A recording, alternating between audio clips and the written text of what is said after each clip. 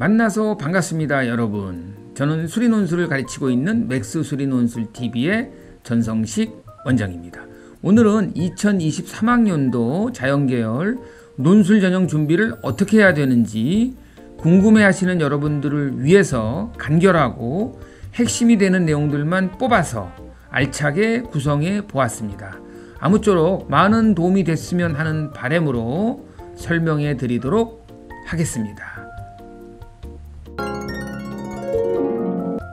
자, 2023학년도에도 논술 전형은 역시 의치약대 및 주요 중상위권 대학 이상 그리고 수도권 주요 대학에 지원하려는 전국 수험생들에게 중요한 전형 요소 중에 하나임은 분명한 사실입니다. 자, 그래서 2023학년도 논술 전형 준비는 과연 어떻게 준비를 해야 되는지를 명쾌하게 세 파트로 나눠서 설명해 보도록 하겠습니다. 자, 그 첫 번째로 논술 준비를 왜 해야 되는지, 그리고 두 번째로 논술 준비는 누가 해야 되는지, 그리고 마지막 세 번째로 논술 준비를 어떻게 해야 되는지를 설명해 드리겠습니다. 다음 화면 보시죠. 자, 첫 번째로 논술 준비는 왜 해야 하는가에 대해서 설명해 보도록 하겠습니다. 현재 대입 전형 중에서 가장 경쟁률이 높고 인기 있는 전형이 바로 논술 전형일 것입니다. 그래서 합격을 위한 중요한 전형 요소 중에 하나가 되었고 그 인기도는 여름방학 전후로 급상승합니다. 자, 그러나 논술 준비는 대부분의 수험생들에게 상당히 부담으로 느껴지기도 합니다. 왜냐하면 당장 부족한 과목의 수능 점수도 올려야 하고 따로 논술 공부할 시간을 내야 하는데 시간 내기가 그리 쉽지 않고, 그리고 시작하려면 어떻게 어디서 무엇부터 해야 하는지 정말 혼자 하기가 막막하다는 생각마저 들 것입니다. 또 논술 준비할 그 시간에 오히려 수능 공부에 투자하면 정시로 목표한 대학에 갈 수 있을 거라는 막연한 생각도 논술 준비를 망설이거나 포기하는 이유가 될 것입니다. 자, 그 다음에 정시에만 올인하기에는 다소 부담스러운 면이 있습니다. 1년에 한 번 시행하는 수능시험인데다가 또 여러가지 변수가 많이 있습니다. 수능시험은. 자, 우선 자연계 논술을 살펴보면 거의 대부분의 대학들이 수리논술이 필수인 시험이다 보니까 수학에 자신이 없거나 약한 학생들은 아마 합격에 있어서 상당히 불리한 건 사실입니다. 또 다른 과목 성적이 괜찮은데 수학만 약하다면 굳이 논술을 하기보다는 수능 수학 성적을 올려서 정시로 가는 게 바람직하다고 생각할 수도 있습니다. 그러나 수능 시험이 작년 같은 불수능에 시험 당일 컨디션과 과목별 난이도에 따라서 얼마든지 변수가 있고 노력한 시간에 비례해서 실력대로 성적이 꼭 나오는 시험이다 라고 장담하기는 다소 어려운 면이 있습니다. 더군다나 1년에 딱 한 번 보는 수능 시험에 운명을 걸기에는 아무래도 부담스러울 수밖에 없는 것이 또 현실입니다.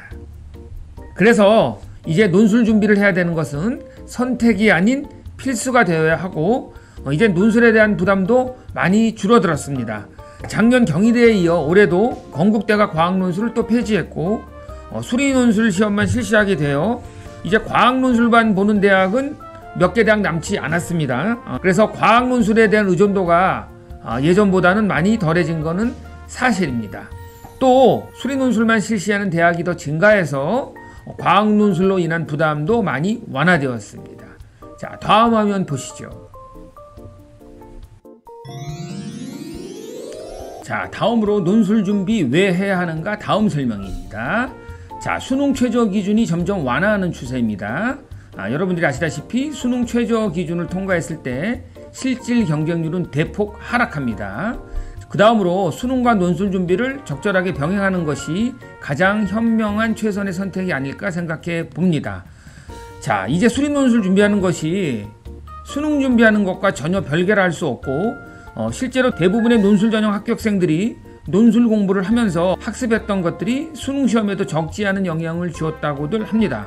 다시 말하면 논술 준비하는 것은 수능에도 직간접적으로 도움이 될 수 있는 부분이 많고 특히 심화 문제 해결 능력과 본인의 취약 부분 그리고 본인이 서술한 답안지에 개인 첨삭을 받으면서 나타나는 여러가지 계산 실수의 유형들이 적나라하게 드러나므로 이 부분만 보완 개선되어도 아마 수능에서 상당한 점수를 올릴 수 있다고 생각이 됩니다. 자, 그 다음에 최대 6번의 논술 전형 지원 기회를 얻을 수 있습니다.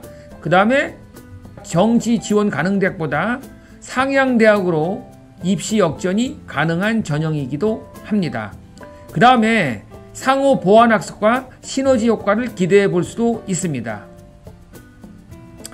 자, 그래서 논술 준비하는 것이 별도의 수능 공부하는 시간을 빼앗아 오는 것이 아니라 오히려 논술 준비로 인해서 생기는 최대 6번의 논술 전형의 지원 기회뿐만 아니라 수능 결과에 따라 어떻게 될지도 모르는 정시 지원에 앞서 입시 역전의 기회를 창출할 수 있다는 생각을 가지고 차근차근 미리 준비를 한다면 수시 6개의 논술 전형이 아마 기대 이상의 결과를 가져올 수 있으리라 확신합니다.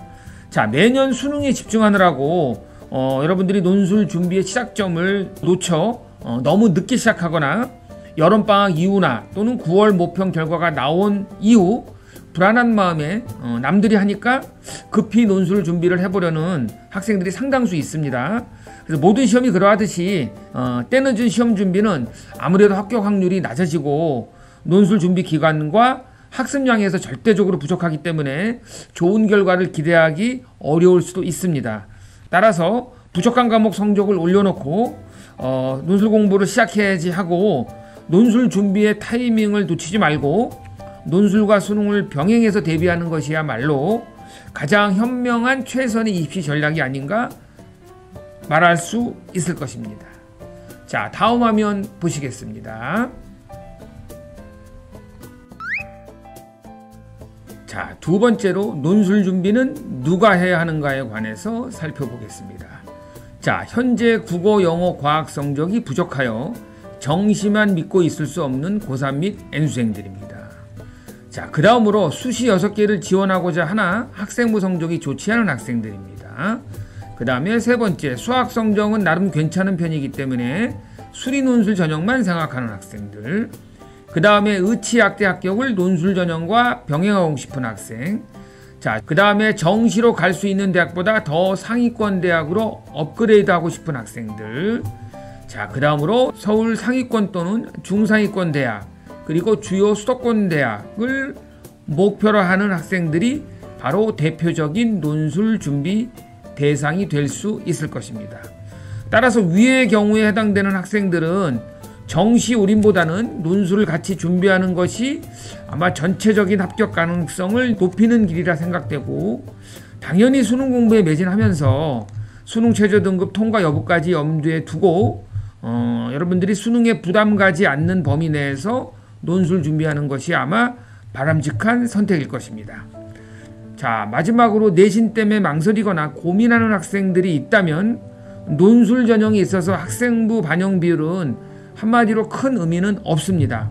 물론 대학에 따라 학생부를 반영하지 않는 대학들도 있고 일정 등급 이하로 내려가면 내신 점수에 의한 페널티가 급격하게 커지는 일부 대학도 있긴 하지만, 혹시 자기한테 불리한 대학이 있다면 지원할 때 피하면 되는 것이고, 보통 3등급에서 5등급 학생들이 논술 전형을 많이 지원하고 그런 것을 고려해 본다면 논술 전형이 있어서 내신에 관한 불이익은 크게 주지 않는다고 봐도 무방할 것입니다. 자, 다음 화면 보시겠습니다.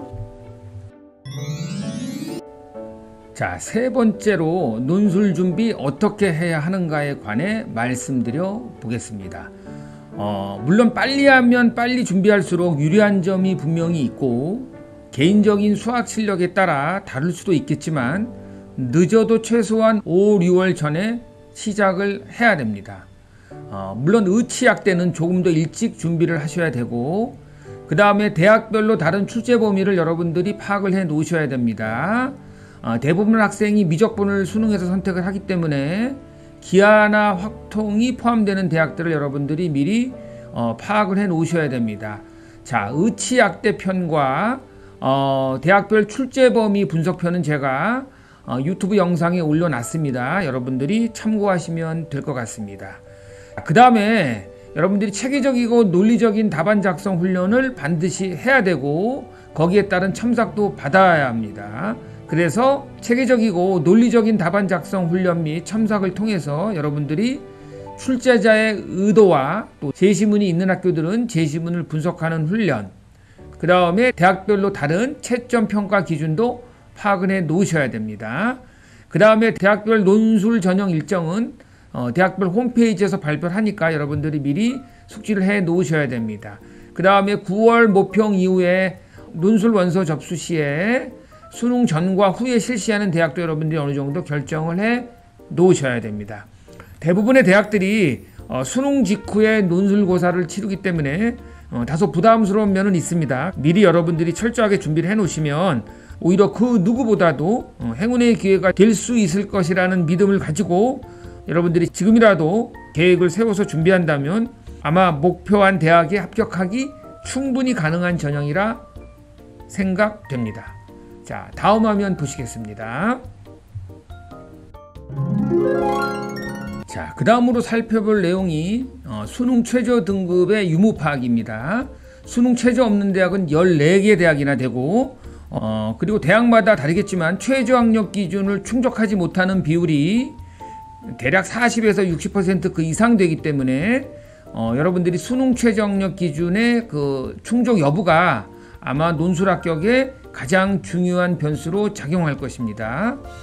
자, 그 다음에 과학논술 실시 대학 지원 여부도 여러분들이 판단해 놓으셔야 되는데 연세대학교하고 성균관대, 그 다음에 뭐 경희대 의대, 아주대 의대가 과학논술을 보죠. 의치약대를 지원하는 학생은 2과목 포함 여부도 미리 파악을 해 놓으셔야 됩니다.